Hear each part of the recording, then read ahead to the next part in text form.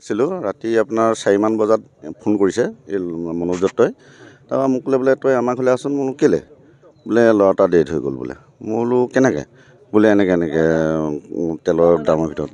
মইতো নাজানো তেলৰ দাম কি। আহি চাইছোঁ হয় তেল আছে, ইয়াত ড্ৰাম এটা আছে, ড্ৰামৰ ভিতৰত ডেড বডি পৰিছে। লগে লগে মই প্ৰশাসনক ফোন কৰি দিওঁ। ফোন কৰি দিয়াৰ লগে লগে মই আমাৰ